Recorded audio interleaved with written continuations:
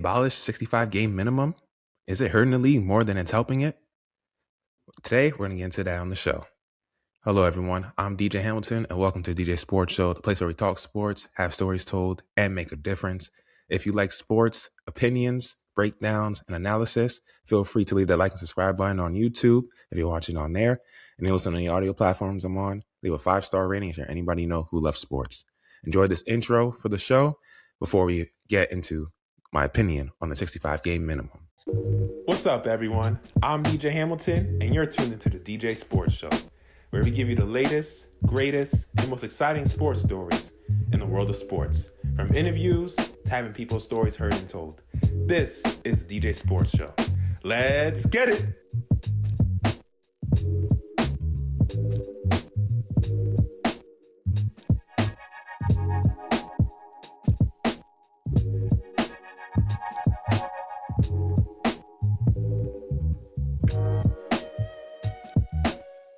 So one of the hottest discussions currently going on in the NBA, especially after the recent turn of events with Denver Nuggets superstar Nikola Jokic hyperextending his left knee against the Miami Heat, one of the biggest discussions has been, should the NBA get rid of the 65-game minimum?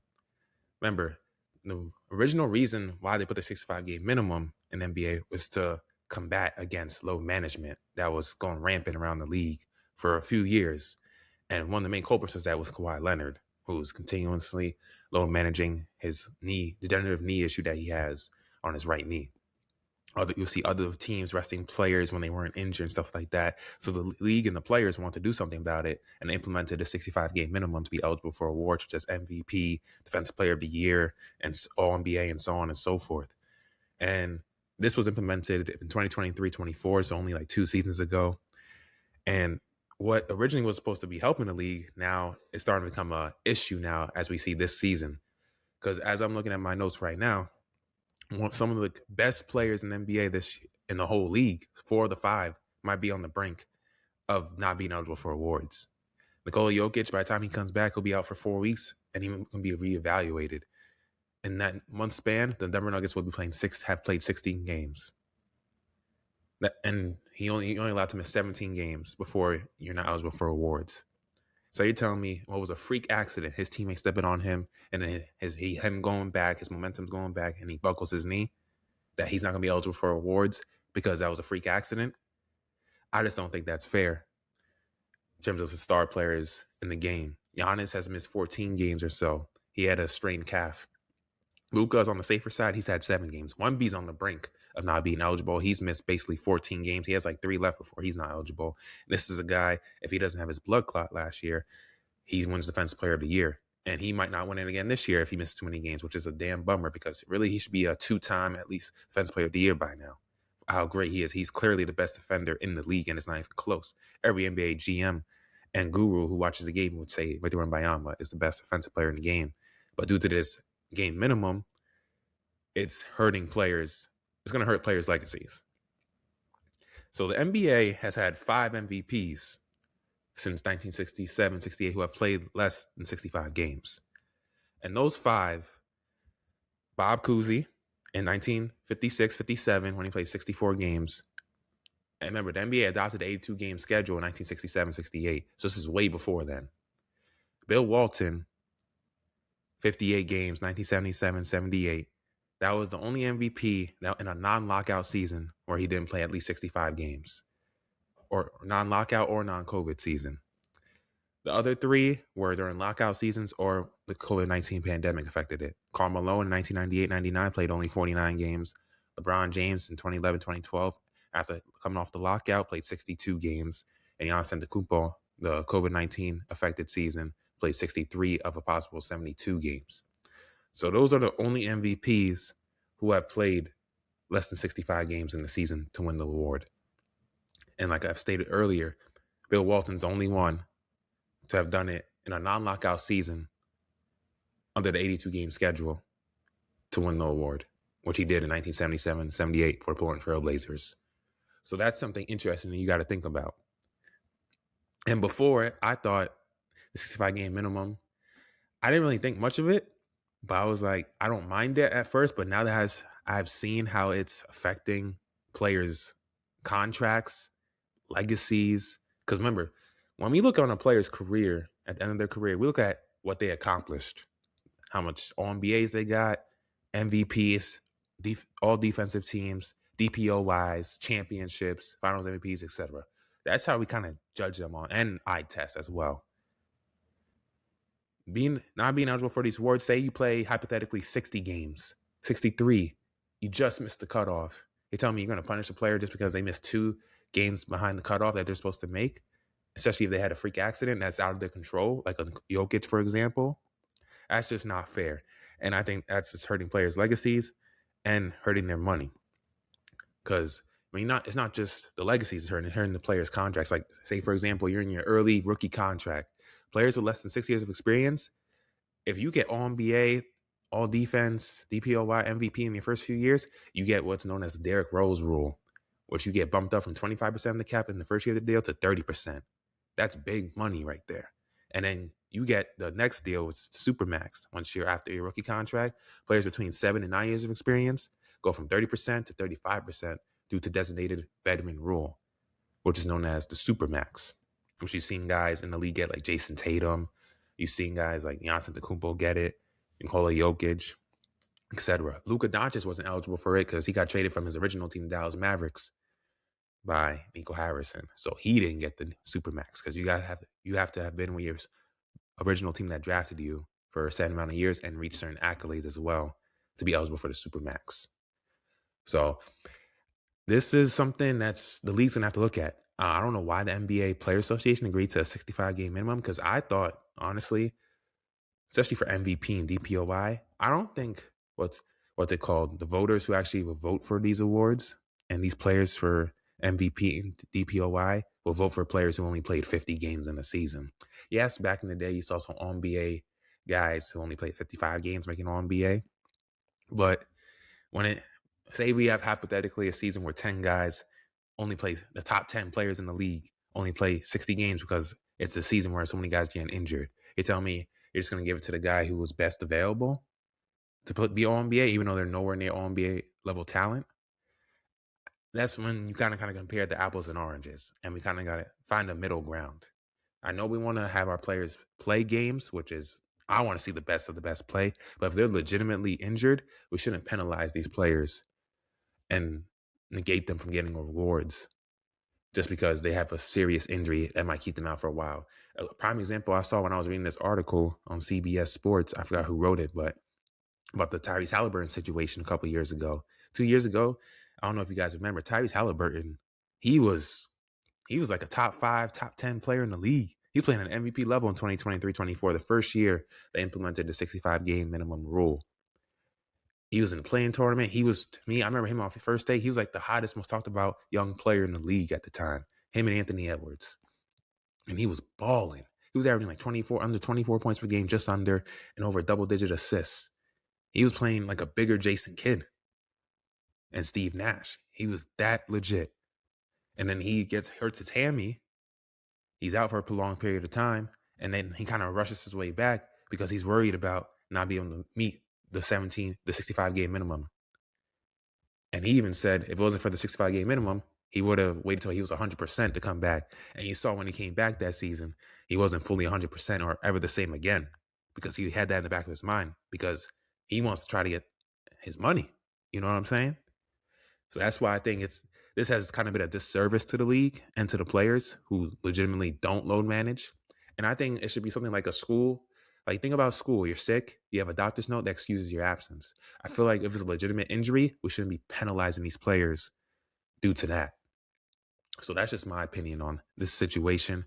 Because like I said, when all these players' careers are done and say they don't meet the 65-game minimum, and remember, we got to think about how different the league has evolved, how different the game is. You players got to cover more ground. People are more skilled and more athletic than ever.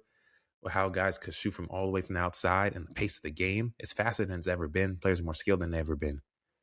It's going to put a lot of, tension on your tendons, your muscles, your ligaments.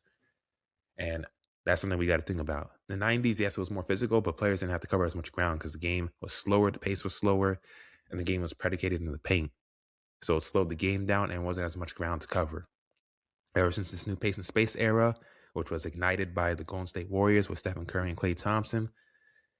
Things have been different since. And especially it's tougher for big men because they have to, they have bigger bodies. They got to carry their load and all that, get up and down the floor. So that's just something we got to take into consideration as well when thinking about this. But yeah, I don't know if the league and NBPA will abolish the 65-game minimum, but there has to be a middle ground. If they're going to keep this, there should at least be something where if you have a legitimate injury, you're kind of excused from, not reaching 65-game minimum. Say if you play like 62 games, you're still eligible because you had a legitimate injury that kept you out. It's not just like you're just resting and you're healthy. You know what I'm saying? I feel like the league needs to find that balance. The NBA Players Association needs to get, I don't know why they even agreed to this, but I thought maybe 60 games would be good. I thought that was a good template, 60 games, because at least, okay, you still play the majority of the games and you have a 22-game window to miss, which is, I think, more than enough if you want to have a minimum. That's just me. Because like for the statistics, if you don't play at least 50 games, you're no longer considered the stat leader of that specific stat in that season.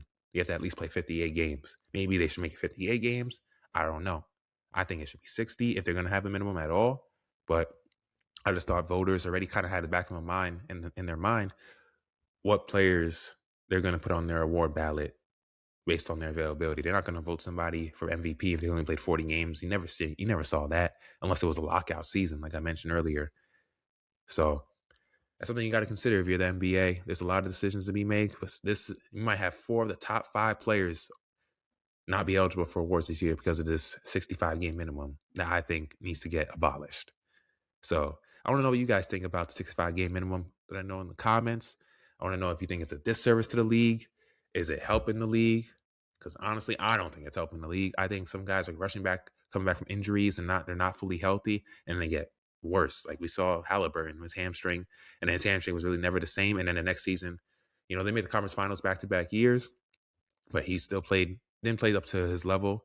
He kind of had a slow start last season. They made the finals. Then he comes back from injury, and then he tears Achilles. You know what I'm saying? So that's the type of stuff you don't want to see happen, especially to your star players. You want to see them at their best, healthy, and playing at their best, which is the best thing for your product as a business. So, yeah, I want to know what you guys think in the comments. Should the NBA get rid of the 65-game minimum, or should they keep it and have some stipends to it where a player, like if he's legitimately injured and plays 63 games, he's still eligible for awards, like a doctor's note. You get excused absence. I think that's a great idea. Let me know what you guys think in the comment section below. But yeah, those are my opinions on what's been going on with this latest topic trending in the NBA, and that's what I have on it. Next, we're going to talk football with my guy Nicholas. Stay tuned. The final week of the regular season, NFL Week 18, with my guy Nicholas Moog, the NFL expert. Right for Stadium Rant, Total Apex. Nick, how you Not doing? Stadium Rant anymore. That's long gone. I'm with Total Apex now. Total Apex now. Total Apex. Yeah, it's okay. It's okay. You could just bleep out the other place I worked for. I don't want to mention them ever again. How you doing, man? I'm good, kind of relieved in a way because I don't have to see my disgraceful football team play another football game till September. No, actually August if you want to watch preseason, but I don't watch that crap. You know what I mean? You want to know what's sad? I'll give you the Jets' sad fact of the day. Ready? What? Did you know Garrett Wilson has not played? The last time he called a football was October 12th. Yeah. Guess who leads this team in receiving yards? Garrett Wilson? Yes. Damn. Want to know what else is sad? 0 interceptions this year. Wow. Can we fire this head coach now? I don't think that's going to happen, man. I don't think He needs... So then he'll be fired next year. He'll be Brian Callahan like he was this year. I can't with this guy anymore. Well, I can't. I still can't get over that. We had a damn good day of practice. Oh yeah, the practices have been damn good. Oh really? Yeah. Oh, and then you have this coach out there who basically straight up said, "Yeah, the team kind of quit on us last week." He's like, "No, I never said the team quit." Excuse me? Yes, you did. This comes from the same man who basically said, "We want to win. We want to win now." No, I didn't say we were gonna win now. Yeah, yeah, yeah. And you should go be a politician somewhere, dude. That's how much you lie. Well, hey, you ain't gonna win now with that roster. I'm telling you that right Oh now. God, you are gonna win with this owner. We haven't even gotten to the playoffs since 2010. We should have went in that one dumb Ryan Fitzpatrick year. I don't trust anybody there. We got the second overall pick. Yippee! Like that helped us with Zach Wilson. Yeah, a decade and a half of no playoffs is honestly ludicrous. Like, how you go that long without even making the owner, DJ, the owner. That's the reason. Is that the longest postseason drought in any franchise like sports history of the four major sports? I think the Sabres, if I remember correctly, are number one, but the Jets are clearly up there. But this owner stinks. I can't. He's never gonna watch this. But Woody, do us all a favor. Fire Aaron Glenn. Get this guy out of here. Go hire a real coach. Or bring back Rex and Tannenbaum. That's what I hope happens. Like this, you're not going to win with this coach. You're not. And if you keep Glenn, that I'm writing off next year too. And you better get 2 quarterbacks this offseason because I cannot enter this season with Tyrod as my starting quarterback. I can't. And Justin Fields is gone because the owner talked bad about him. I don't blame Justin Fields at all for not wanting to deal with this. So you got to come into the season with 2 new quarterbacks. I don't want to start with Brady Cook. Brady Cook stinks, by the way. I've had it with Brady Cook. He's not an NFL quarterback. Tyrod can't stay healthy. You need 2 new quarterbacks this offseason. One you got to sign, and you better get this signing right, and one that you got to draft. And your defense is horrendous, too. This secondary is so bad. Their starting cornerback is Jasir Taylor. Jasir Taylor.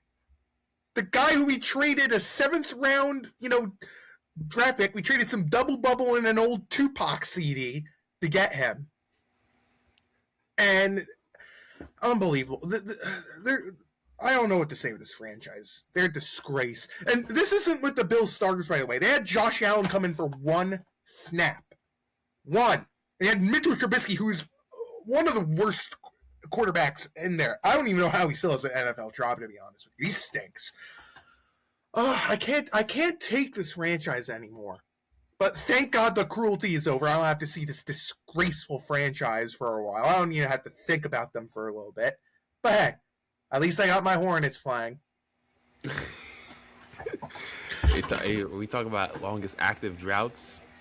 The Jets are right up there, 14 seasons with the Sabres of the NHL. The MLB, Los Angeles Angels, have a decade of not making the postseason, and their Hornets, 9 seasons. That will change. That will change when Steph Curry comes here. Come to Charlotte, Steph. Come to Charlotte. So they can think about it. CP3, Con Knuppel, and Steph Curry. Come to Charlotte, baby. Come to Charlotte.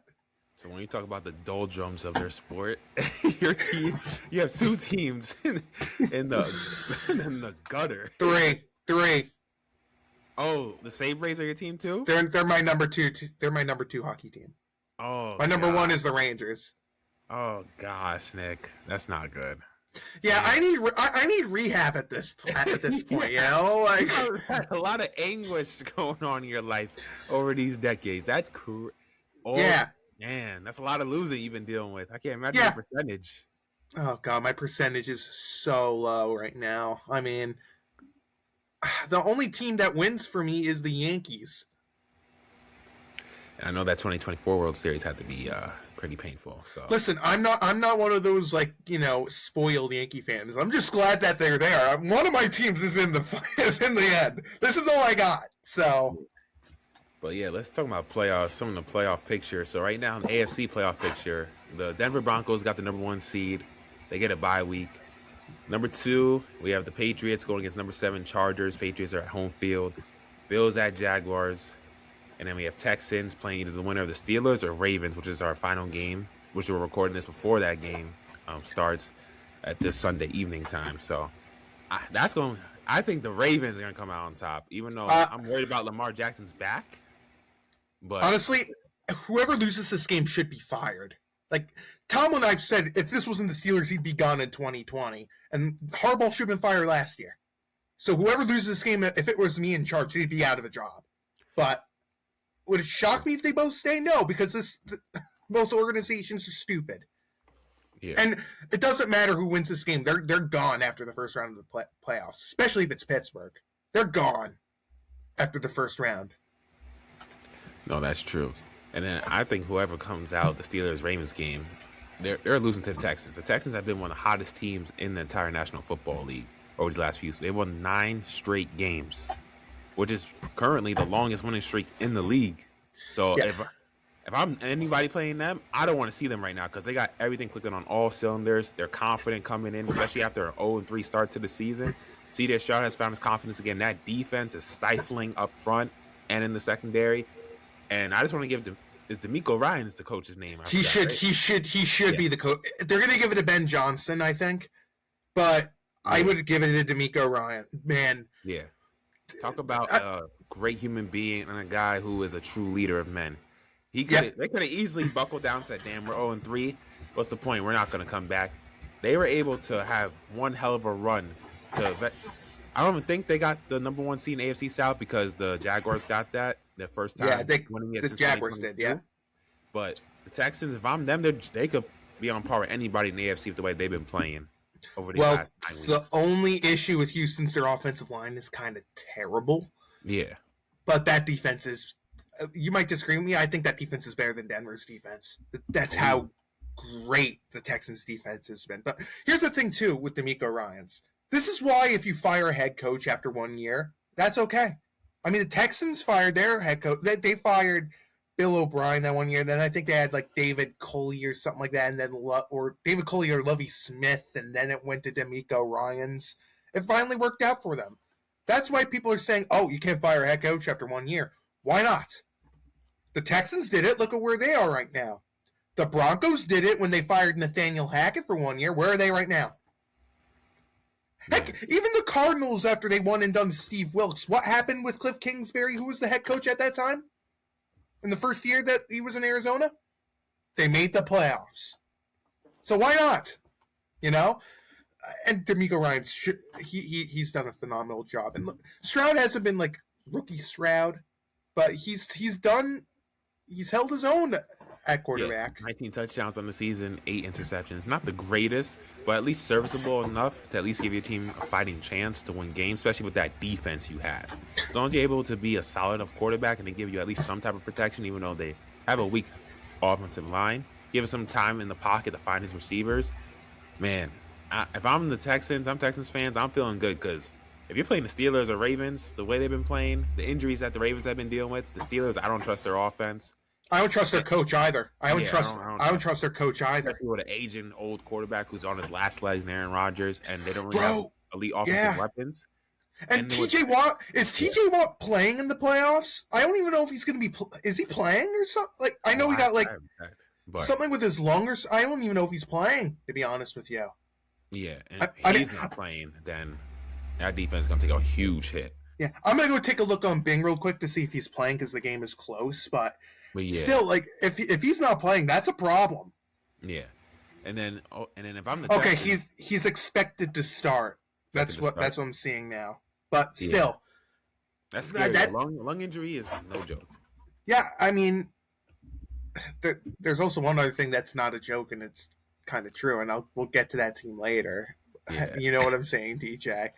I let's just say the Lord is with this team. You know what I mean? The Lord is with this team. You mean the Seahawks? Amen, brother.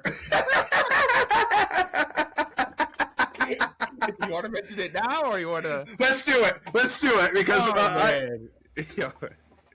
did you know that the last 2 times or 3 times a new pope has been elected, the Seahawks have been a part of the Super Bowl. And the number 1 seed in the NFC, you mentioned. The last 2 were number 1 seeds, with Francis and this one.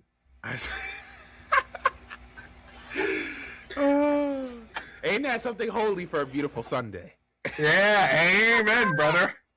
The Lord is my savior.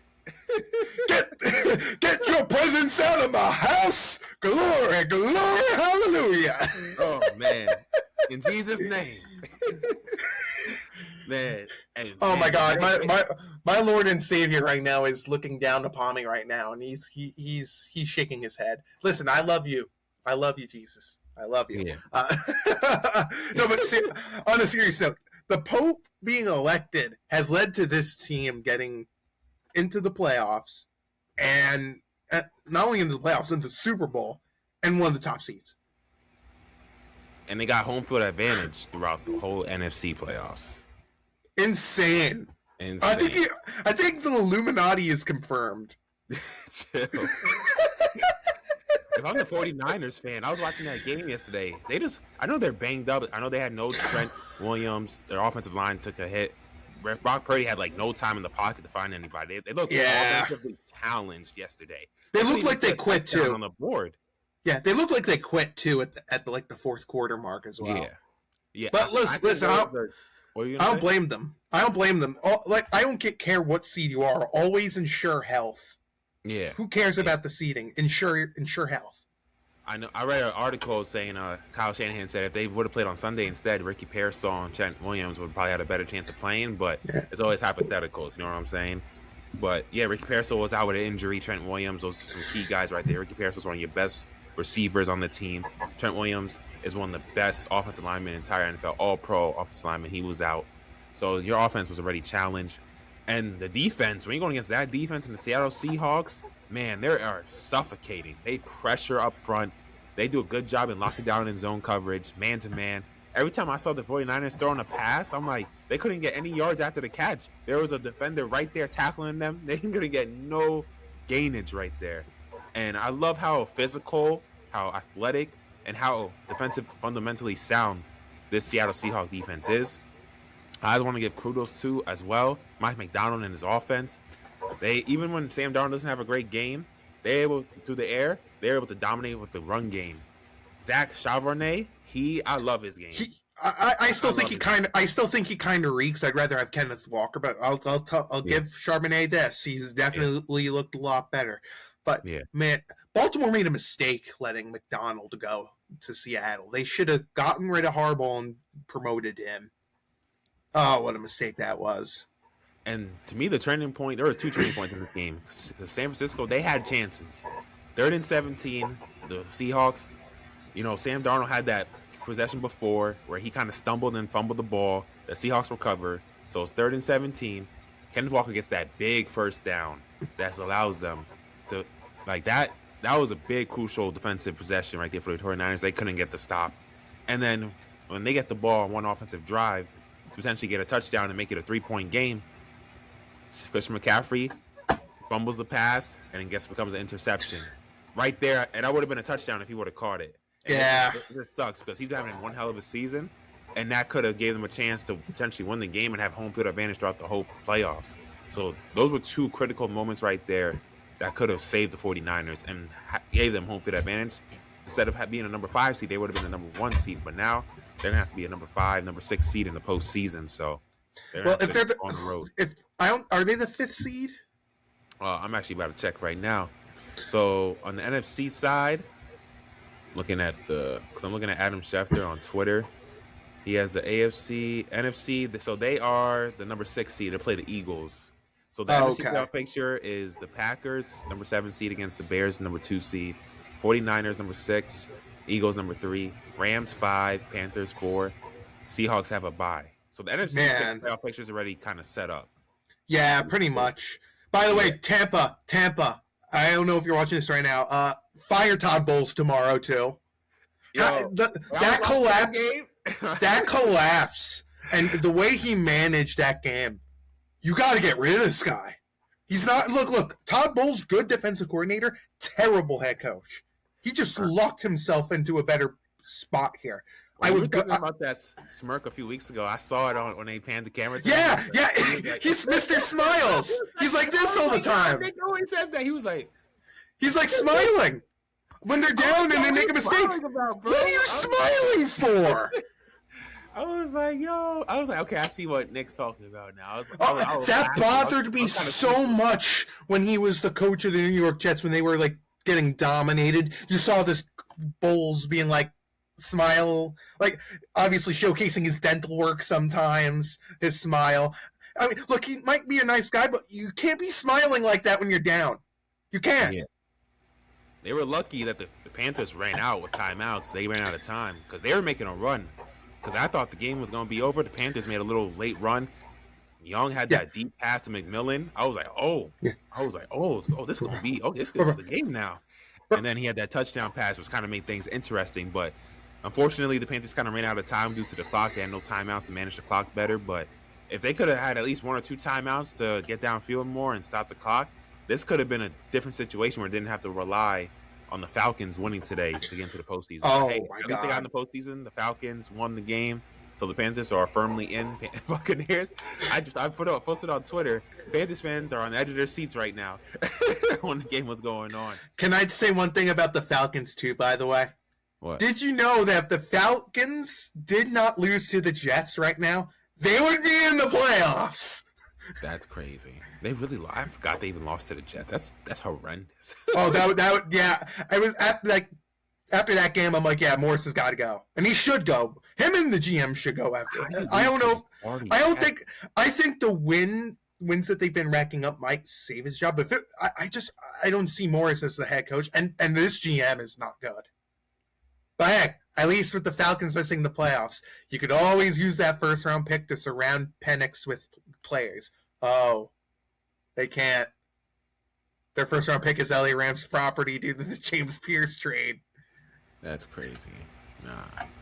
Nah, it's just interesting because I was watching that game. Some of these games, like it was defensive-minded games yesterday. Panthers, Buccaneers, the division title games, and get your division number 1 seed for the Seahawks, 49ers. They were defensive-minded games. There was not a lot of high offensive production. It was kind of ugly, gritty, nitty, like kind of what you want to see, especially when you're trying to fight for playoff positioning. But this is what you like to see come to this time of year, And the weather conditions in Tampa was not ideal. It was pouring rain, inclement weather conditions. But yeah, let's talk about some of these playoff matchups now. You can make your predictions on which team you see going forward. You want to start with the NFC or AFC first? Yes. All right.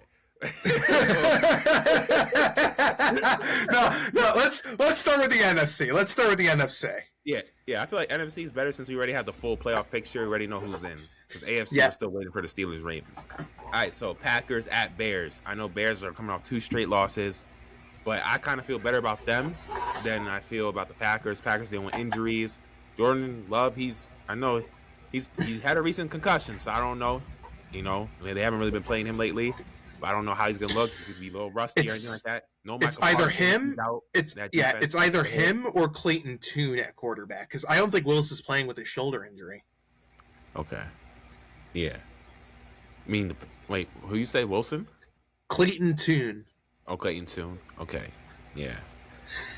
But yeah, I just think the Chicago Bears, the way they've been playing all season, the confidence they have, what Ben Johnson has done instilling in this offense, and Caleb Williams, he looks so much better in the pocket. Patience. I've seen him more composed this year. He's not really throwing interceptions. They've been one of the best comeback teams in the fourth quarter. They almost had a fourth quarter comeback today. They came up just short, but they almost had another fourth quarter comeback today. One of the best teams under pressure. And I just love their offensive line. They really beat up their offensive line, which has given Caleb Williams more time in the pocket. I think that's what's improved his efficiency and precision in the pocket this year as well. Getting a guy like Joe Tooney, who they traded for last year. Chiefs, I don't know why you gave him up in the first place. Yeah. But, yeah. How about that loss to the Raiders, by the way? That's just sad. Yeah. We're not even going to talk about the Raiders and Chiefs because they're out the playoff picture. We can talk about the draft order after. You can talk about your draft guys. But, yeah. But one thing I really thought, I just love the way DeAndre Swift, too. They got a running game right there. And I love the way Colston Loveland, he's a great guy to have as a pass threat. You also have Cole Kmet, so Jade Walker. They got some weapons there in Chicago, and their defense, they play hard too. So I think they can get to the divisional round, maybe sneak into the NFC Championship game. But the NFC's tough though. You got the Eagles there, you have the Seahawks. It ain't gonna be easy. Yeah, I agree with everything you said. I'm kind of leaning the Bears here. I just think the Packers are too beaten up right now. If Michael Parsons was playing, though, I'd probably go Green Bay. Yeah. But I'm going to go with Chicago here. Yeah, and I can't forget the Rams. I almost forgot to mention the Rams as well. But yeah, and they get a free week next week. Disrespect to the Panthers. Damn. The Rams are. We'll get to the Rams later. Yeah. But yeah, so, let's go. Let's go with the Eagles versus 49ers. To me, I don't really need to explain much on this. I got the Eagles. I think the Eagles. Yeah. I think now they're really going to turn it up. I know they've had their ups and downs, which we've always seen over these past few years. We saw in the 2022 season when they made the 2023 Super Bowl, and they ended up still making the Super Bowl, almost winning the Super Bowl. And then last year, everybody was worried about them. They were kind of up and down, and they ended up winning the Super Bowl. Not only did they win the Super Bowl, they deleted the Kansas City Chiefs. Yeah, they deleted a dynasty. I had to improvise that sound right there because they total domination. It was an abomination watching that game. I couldn't even believe what I was watching. I said, I'm not even going to watch the Super Bowl anymore. It's not even worth watching last year. But yeah, Saquon hasn't had the Saquon season we saw last year. The Eagles' O-line has been hit or miss. That's why Saquon hasn't been. The Eagles' O-line's just something's off with that chemistry in that offensive line. Yeah. Well, they're going to need to find it in the postseason because the 49ers, they're going to come playing hard, even with all the injuries. This is a team that's dealt with so many injuries, probably more than any other team this year, and they still found a way to be competent and still make the playoffs. They almost won the NFC West for crying out loud, despite all the injuries. Imagine if they were healthy. So it's not going to be a cakewalk. You got to be able to come in, execute, and do what you have to do at home and get to the next round. So, yeah, I think the Eagles will win that game in the wild card. And then next game we have the Rams and Panthers. This is one you said they have. Rams. This is not even a debate. Rams is free. There's much explaining to do. Rams is so high powered on both ends. The Rams are free money this week. If you don't bet the Rams, you really need to get yourself tested. Yeah, that would be a major upset though if the Panthers were to win. Yeah, but here's the thing: the Rams are more stacked on off. Say what you want about Puka. I mean, Puka's had it really bad off the field. What was he thinking going on that Trainwrecks podcast? But the Rams, I think, are a more complete team. I like their defense more. And Carolina's here because the NFC South sucks. Yeah. The NFC South is the worst division. The worst division in football. People say it's the AFC North this year, but that went downhill because of injuries, in my opinion. And let's be real. I called it from day one. The Bengals suck. Bengals suck. And Cleveland's going to fire their head coach. He's like a lock. You lock the treasure, you dump it in the ocean, you bury it in the ocean. That's how much of a lock. Stefanski's gone. Mm-hmm. But going back to the game, the Rams have the better talent. They have the better coach. They have the better quarterback. They have the everything better. Mismatch. Yeah. Which team do you think could really challenge the Seahawks, who will have a bye week in the NFC? I think the only two teams are the Eagles and the Rams. In my humble opinion. Eagles, Rams are the two. Maybe that. The Bears? I don't know. I feel like the Bears are missing something to defeat the Eagles because the Eagles are healthy right now. They're firing on all cylinders. I feel like the Bears are just missing. I feel like they need more. I feel like they're going to need to take a hit this year, get that playoff experience, and then next year they'll be ready. Yeah, but we said the same thing about Washington too. Yeah, and true. And look what happened. Look what. Washington, they ever get to the NFC Championship, even though they took a step back this year due to injuries with Jane Daniels. Yeah, and by the way, did you hear that Cliff Kingsbury might be out in Washington? Oh, I've heard that. They might get Kingsbury might be out of there. Okay. Whether it's a new head coaching hiring or they want to change how the offense is run, but I've heard Kingsbury might be out. But which team you think?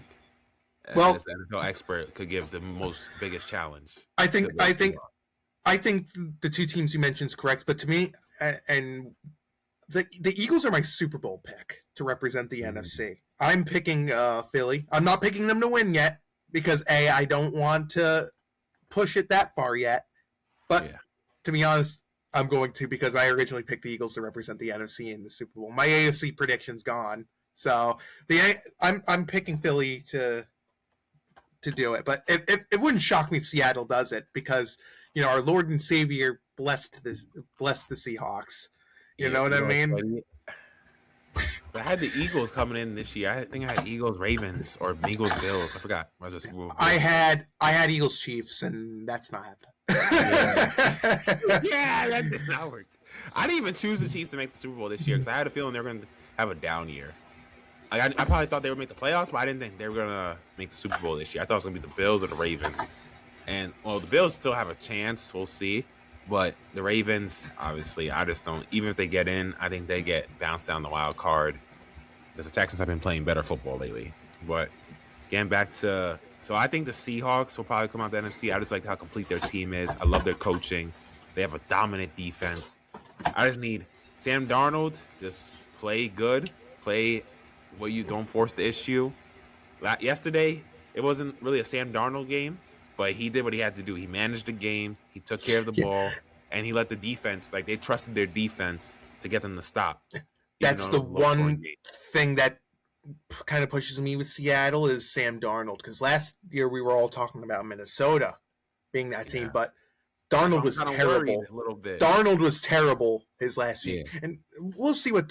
I still have a soft spot for Sam Darnold. I really wish he worked out for my team, but I blame the owner for that. And I've met Sam Darnold too. He was doing one of his pro camps in Long Island. I actually got to meet the guy. He's a very nice guy. I mean, what we didn't hang. It was like a hi-bye relationship. Like I'm working, you're doing your thing. Hi, nice to meet you. Shake hand. Go in for my team. But I'm glad that Darnold is playing good right now, and if he wins, that would be okay for me. But he needs to play himself on point. He's redeemed himself after last year's atrocity. Yeah. Well, yeah. Oh, God, yeah. You know what my friend messaged me saying? Is McDonald's going to open up where he's just like giving picks away in these games? He's saying McDonald's? Yeah, McDonald's. Welcome to McDonald's. Like, I got to find the video on it too. He sent me a video of some YouTuber. I forgot his name. Basically called it McDonald's. Sam Darnold basically opened it. It's the funniest thing ever. But I'm using that for now on McDarnold. Will he open up McDonald's again? Oh, man. Hey, if they win the Super Bowl, he can open up all the McDonald's shops he wants. No. If the Seahawks do win the Super Bowl this year, the Pope needs to actually be the one that gives the trophy to them. Yeah, he needs to be there at the Super Bowl presentation. He needs to be there. Then he could be singing Old McDonald. Old McDonald. Yeah, that's what he could be doing. That'll be hilarious. That'll be the meme of the century. Oh, my God. Oh my God. Oh, my God. Oh, yeah, that'll be something.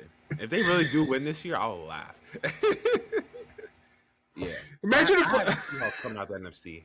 My dark horse though is the Rams. They're coming out the NFC. That's my dark horse.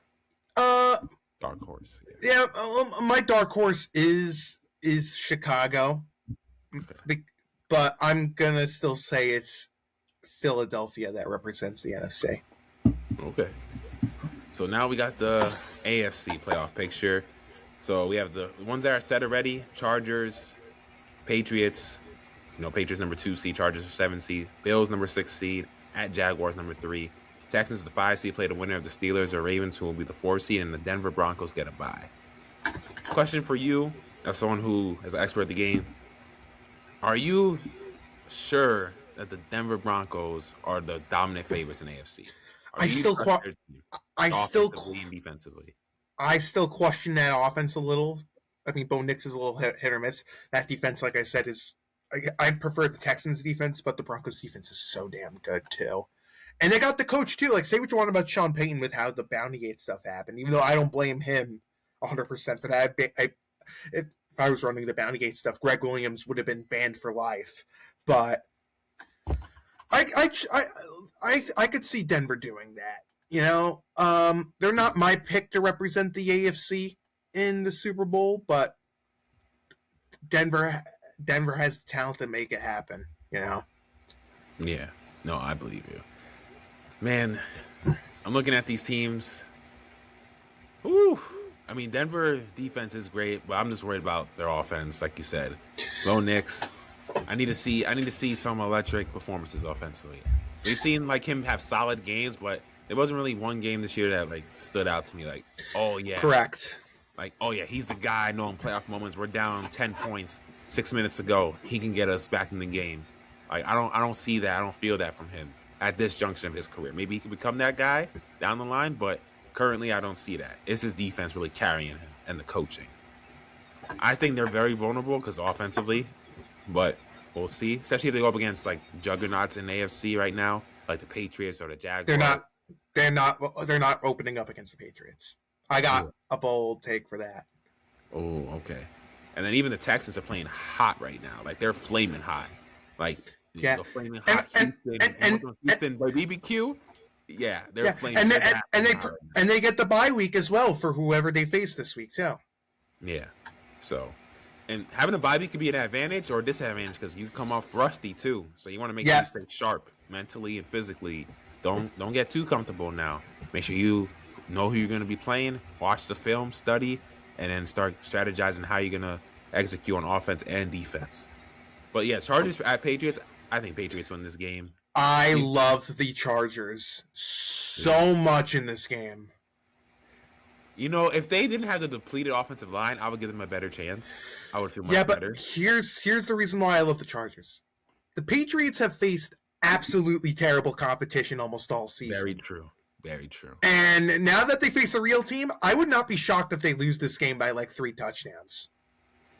And I feel like the pressure is going to really be on them because it's been a while since they've been in the playoffs and been this high of a seed since the Tom Brady 2019, basically. And yes, I know Justin Herbert is injured right now. He has I still think he's dealing with that hand issue. But look at who they faced the last few weeks, by the way. They demolished the Dolphins. They demolished the Jets. They faced the Ravens, which that game should not have been as close as it was. I don't know what the Patriots were doing there. The Bills, which are always close games. Yeah. The Giants, who stink. The Bengals stink. The Jets stink. Tampa stinks. The Falcons stink. The Browns stink. The Titans stink. The Saints stink. The Bills they faced again. The Panthers stink. I think the Steelers stink. The Dolphins stink. The Raiders stink. Oh yeah, and they faced the Raiders and they actually lost to the Raiders actually this year. How the hell did they? How the hell did they? Kind of like, wait, what? We just lost to the Raiders. But yeah, but point is, they have not faced good competition all year. The only games that I consider competition are the Bills. Really, the Bills, the Ravens. I don't know how they did that game. The Bengals suck too, but that was when Joe Burrow was back. They have not faced real competition, not a lot this year. And I think, yes, you could question the offensive line. Yes, we don't know about the quarterback sometimes, and they did not look prepared to play the Texans a few weeks ago. But I think the Chargers will take care of business here. I think they will upset the New England Patriots. I like what the Patriots are doing. I do. Mike Vrabel, hell of a coach. Hell of a coach. Drake Mays looked great, but I want to see them against a real football team, not the Bills. Because I'm not sure about the Bills. I really am not sure about them. But I love the Chargers this week. I mean, the week coming up. I really love them. I got the Patriots. I think with the way they're coached, I love the way they're coached. And then Drake May has been MVP candidate all season. They have Travion Hendrickson. He is a special talent. About time they used him right, by the way. Yeah. Man, I remember one game he had like a kick return touchdown and then he was dominating. I'm like, yo, this guy is a rookie? I'm like, yeah, he's special. And then when you have a coach like Mike Vrabel, who has proven to turn around organizations and teams, who builds winning habits, this is what you want to see. So, and then the Chargers, I need to see, because they usually have a history of not coming up big in the playoffs. But I know they have a different coach now. It's a different identity than with a Brandon Staley, who I thought was a sorry head coach. I wish they would have got rid of him even sooner because I feel like he was wasting a few years of Justin Herbert's best statistical years.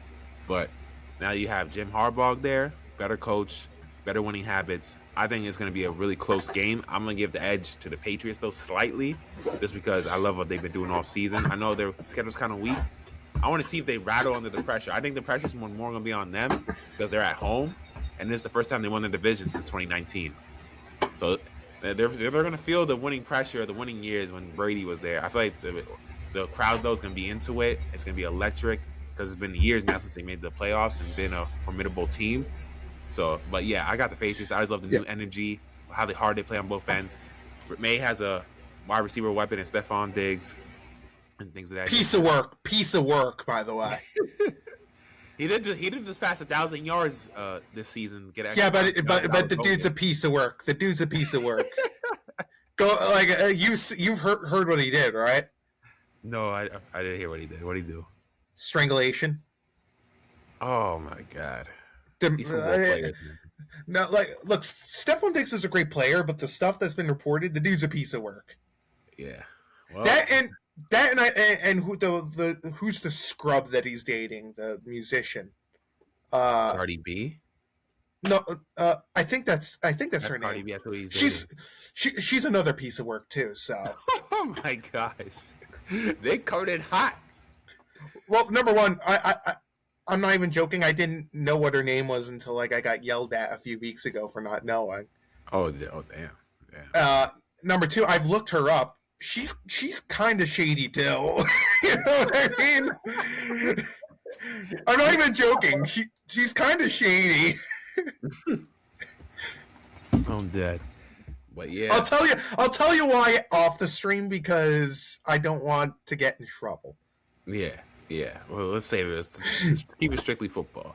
But yeah, I think this Patriots team, I just love their weapons. I love the way they're coached. I trust Vrabel, especially at home.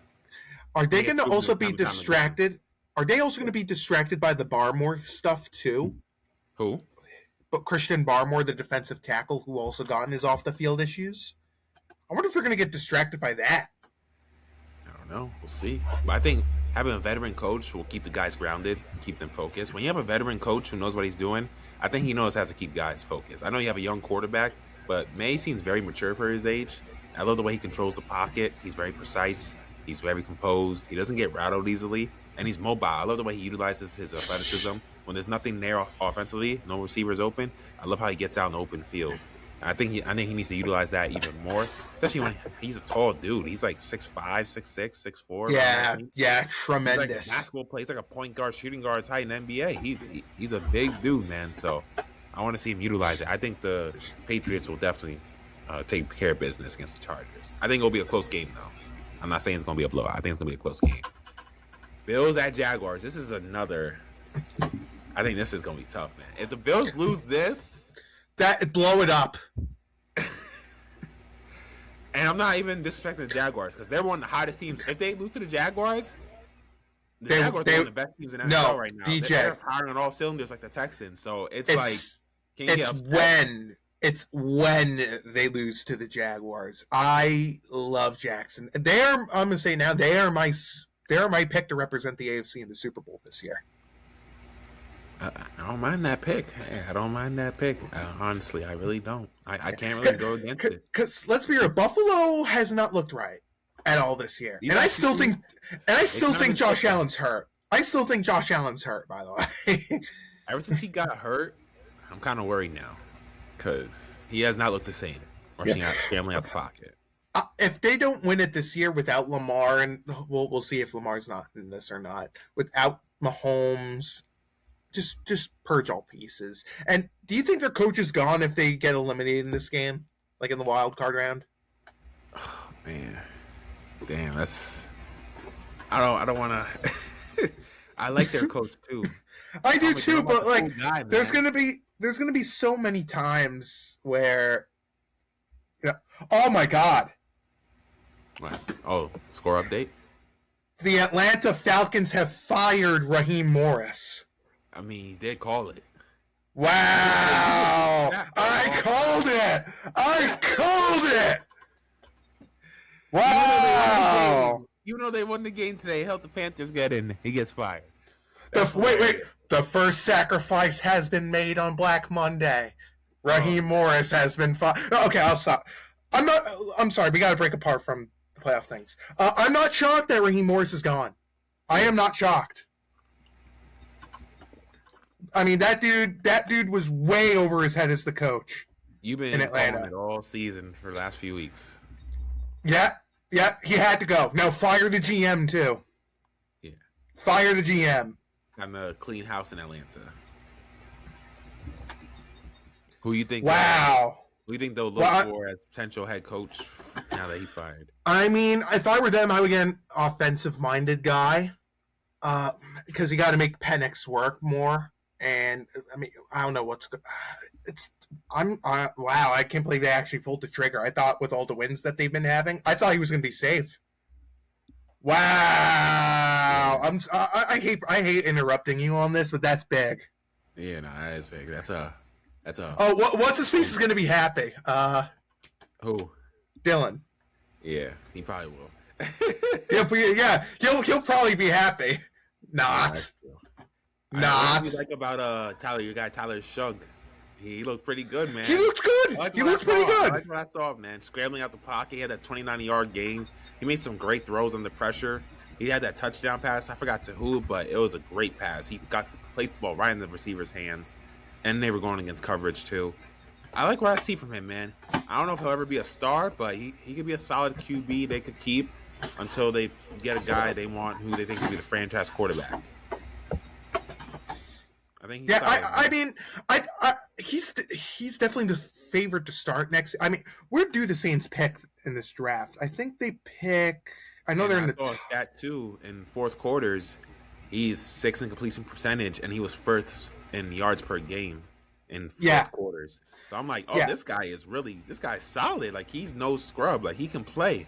They just need to give him some more weapons, continue to build, and see what he's capable of.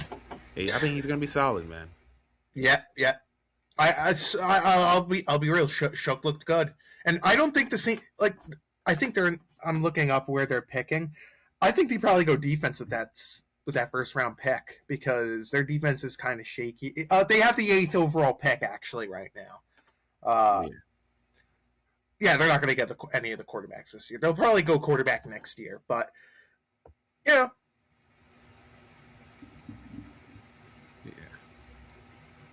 Who do you now we continue to play? Oh my God, Jeffrey just texted me right now. He basically just said there's hope after all. Holy cow. I'm dead. But getting back to our playoff picture, Bills Jaguars. So you say you have the Jaguars going forward? Yes, they're my Super Bowl pick. I'm sorry. Going back to what I said, I still think Josh Allen's injured. If this is make or break this year, if they can't go all the way and represent the AFC in the Super Bowl, which they won't, I don't know about their coach, man. I don't know. I feel like the AFC to me, it's not really as clear cut as the NFC. Like, you kind of know who the clear top. Oh! More breaking news: Terry Fontenot, the GM of the Falcons, has been fired. Damn. 2 for 2, baby. 2 for 2. That's crazy. 2 for 2. What did I say? Yeah, Monday's gonna be great. Oh, the second sacrifice has been made, ladies and gentlemen. Man. The second sacrifice. Sunday. Yeah. Okay. So now, we got to go talk about this now. Let's be real. He was done. Look, Terry Fontenot. He was done the moment that Michael Penix pick got brought and drafted. In my opinion, because nobody had Michael Penix going that high in that draft. Nobody. And that was the moment I said to people, this guy has no idea what he's doing. Because Penix is a much older prospect. He has so many injuries. I don't understand why he used an 8th overall pick on the kid. I don't. Never made any sense to me. And you signed Kirk Cousins to that gigantic contract as well, which killed him as well. And was he before Achilles? Yeah. Cousins? Yeah. He had to go. Terry Fontenot had to go. He had to go. And with another failed season, they didn't make the playoffs. And there's rumors that Matt Ryan might be getting involved in this organization too. Watch for Rich McKay, a name who's high ranked up there. Watch him get fired too, for Matt Ryan to be put in that spot. They had to clean house this year. Man, They had to. Analyst. I don't want to see him go to. He'd be on CBS breaking down the game. Dude, DJ, you got to mark these times, bro. I mean, that's clippable moments right there. Me being right on those two. Shit, I will have to find them. They're around the 40-minute mark. I'll tell you that. Okay. Yeah. But the second sacrifice has been made on Black Monday, ladies and gentlemen. Terry Fontenot has been fired. Falcons are cleaning house. Okay. Yeah, I wonder who else gets fired. Maybe your Aaron Glenn might get fired. Good, I hope. But I think Stefanski, I heard's goner. I heard Pete Carroll's a goner for sure. We'll see who else is gone on Black Monday. What about OG said, because one of them is a Falcons fan. One of them, Mike, he covers AFC South. He's like, Danny, who's a Falcon fan, said, Danny, Radio Raheem is out in Atlanta.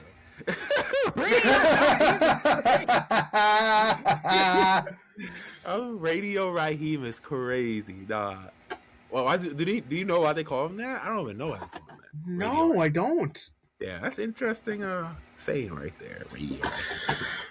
Well, oh my God! I hate interrupting you during this. I just saw that on my phone. It's Black Monday. It's Black Monday almost. Early Black Monday. Yeah, I've been 2 for 2 for people who I say are fired on Black Monday so far. That's true. That's it. I have more.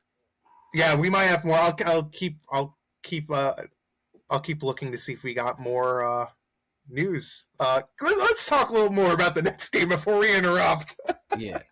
So I still haven't. I'm so. With the way Josh Allen is not looking, like the way he's not looking like in full himself, 100%, gimpy, and then I don't really trust their defense against the run.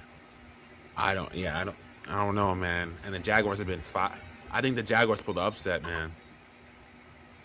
Trevor Lawrence has a newfound confidence. He trusts that coach and Liam Cohen, and they're the first team, I think, to come back, win 13 games after having a 13-loss season in NFL history. So shout out to Liam Cohen and the Jaguars. They've had one hell of a season. Lawrence has his confidence back. He looked like this season why he was a heralded #1 pick. I just think the Jaguars are going to get it done. I think they're going to win at home and advance and defeat the Bills. I think Josh Allen's not fully 100%, and it sucks as a Bills fan. I want to see them get to the Super Bowl and potentially win it, but I think they're lacking some pieces and parts, and then when you have your quarterback kind of hobbled, it's going to hurt you. Yeah, pretty much. Pretty much, you took the words out of my mouth. Yeah, took the words out of your mouth. He was like, "Man, I don't know what else to add." No, yeah, because I still think the Jaguars win the game. Yeah, but if they don't do it this year, yeah, I don't know what to say. Steelers or Ravens? Texans. Yeah, I'm not even going to debate this. I think Texans. We already mentioned it. Their defense is amazing. Yep, their defense is amazing. The Steelers are a team. Again, both these teams have coaches who should have been fired years ago. One of them might get fired if whoever loses the game. Well, if Harbaugh, yeah, exactly. The Ravens are up 7-0, by the way, in the first quarter as we're recording this. Yeah, I think the Texans should take care of business here. Yeah, here's an interesting update with the Falcons. Apparently, Bijan Robinson voiced wanting him to stay, Raheem Morris. So this came out of nowhere to the players. It shouldn't have, because, your franchise player, you don't even let him know. That's not good. Yeah. You say your franchise guy know. Yeah, this is. I'm gonna pull up what Adam Schefter tweeted because he just messaged about this. Drake London and Bijan Robinson were among the Falcons players who openly said after today's game they wanted Raheem Morris to stay, but Atlanta makes the decision to move on and will be looking for a new head coach and GM once again. So apparently there were players that were trying to stick up to keep Morris here, and the Falcons wanted to go in a different direction. Which this is the right move. it was the right move. But I just wanted to throw that out there. This is breaking here. Oh my god. Hopefully, they could get somebody that can unlock them to the next level. Yeah. Here's another thing too about the GM as well. I just had it. Actually, no. Here it is. The Falcon. They may have finished on a 4-game winning streak, but it just wasn't enough.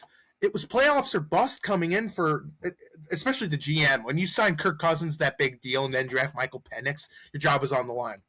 So yeah, well, that's true. So you want to talk about your Black Monday before we close out the show? Yeah. So we already know the first 2 sacrifices that have been made. We all need to take a bow. So from what I've been told, Stefanski's gone for sure. Which doesn't surprise me when you see him going on all these press conferences and he says, during my time here, I not like I'm excited, but I'm like grateful to get to have a job. Like he said something where it's like, yeah, he's gone. Pete Carroll, the Raiders with Pete Carroll, it's not worked out. I think he's one and done. That doesn't shock me. Here's the thing that I find funny about this. Everyone is like, oh, Tom Brady should be more involved in football operations. Even Stephen A., who's a fraud with some of the things he says, I think he's kind of a fraud. He basically says, oh, Tom Brady needs to be more involved in football operations. Who recommended these two people to get hired at GM and coach? Who led the committee? Damn. Not sure. Tell me. Tom Brady. Yeah. So what do you mean he needs to get more involved in football operations? That's crazy. Ain't he's a minor owner. He's a minority owner. And he should not be commentating in the NFL. I'm sorry. When you own a piece of an NFL football team and you have the knowledge of like your commentary gig, I'm sorry. You should not own a football team. Other guys who I think should go, but we'll see. Mike McDaniel from the Dolphins. He should be gone. If not, he'll be gone next year. I would fire Aaron Glenn tomorrow, but my incompetent owner is probably not going to do that. If it were me, I wouldn't be shocked if the Giants fired Shane, but I heard that he might get kept. I've also been told that, it's been confirmed the Colts are keeping their GM and their coach, which I don't know why the GM's still here. I mean, he's going to enter year 10 and he's only made the playoffs twice as the GM there. So I don't understand that. But, hey, thanks for the first-round picks. Thanks, Chris. But, hey, at least you got Ahmad Sauce Gardner on your team. I do miss him. He'll be a good player. We'll see where the Colts are next year. But, who's your quarterback? Although Riley Leonard did look okay today. Hey, we'll see what he becomes. You got to give him more time to develop, see what you have there. So. Yep, and the former Let's Go Fighting Irish, you know what I mean? Like the former Fighting Irish court. That's my college team, by the way, the Fighting Irish. Speaking of college, before we close it out, your guy Mendoza played well the other day in the Rose Bowl, man. The future Las Vegas Raider. Yeah, I want to see. Okay, what's all the hype Nick's always talking about? First overall pick. I like the way I like how great he is with his teammates. He's always complimenting them. He expresses gratitude for the team offensive line. He was great in the pocket. Very he only good. Had 2 incompletions of 16 attempts. Yeah, and he had like 3 touchdowns. I'm still a big Newsemeyer guy. I don't think he's going to go around. It seems like Dante Moore is taking that number, or Ty Simpson if he declares. I don't remember if he has already yet. But I still love Newsemeyer. He would be my guy in round 2 if the Jets don't take. They're going to take a quarterback in this class, but I don't know. Like Mendoza's the clear number 1 here, and there's been crazy talks too. If the Giants had the first pick, that they would draft Mendoza and trade Jackson Dart away. That's how hyped Mendoza's gotten.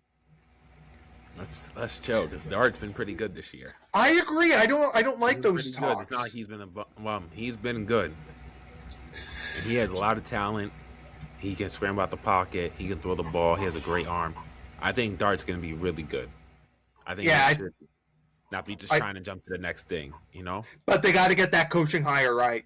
They got to Yeah. get this coaching hire right, And they got to get him more weapons outside Neighbors. yeah, You got more depth to your weapons, and then continue to, you know, beef up the offensive line. So, yeah, 100%. I agree with you. Man, yeah, let's be real. The Raiders are taking Mendoza with that pick. They need I mean, their offensive line is terrible, and we'll see what coach they bring in. But they got to get a quarterback. Like, I feel for Geno Smith, it's not his fault why the Raiders are bad, because their O line is awful. But I wouldn't see him being the future there. I think they draft Mendoza at that spot. But God, yeah, I know you love Mendoza. You think he's gonna be the next greatest thing since sliced bread? I wouldn't say he's the next greatest thing since sliced. The last time I said that was Trevor Lawrence, and he wasn't the greatest thing since sliced bread. But in terms of this class, he might be either him or Ruben Bain. I really like the pass rusher from Florida. If the Jets draft him second overall, I'd be A-okay with that, because the Jets defense is terrible. We haven't even forced their freaking interception this year. Oh God! Again, Woody, fire Aaron Glenn tomorrow. He ain't gonna do it. and sell the team while you're at it too. Do your classic sell the team, Woody. Sell it. Nick, where can people find you, man? Find me? Yeah. Oh, you can find me on Total Apex Sports. I write for them. You can find me on X, Facebook, LinkedIn. Just type in my name, Nicholas Mullet. You'll find me there without a beard. Should I keep the beard or should I get rid of it? Ladies and gentlemen, what do you guys think? You should keep it or should I go back? Should I go back to looking like an egghead, or should I stick with the beard? Keep it. You know, it's winter, it's cold. Wait till summer to maybe shave it. You know, get a little trim. Yeah, maybe I'll go back to being an egghead, or like the Michelin Man, as people call me at work. I'm dead. Yeah.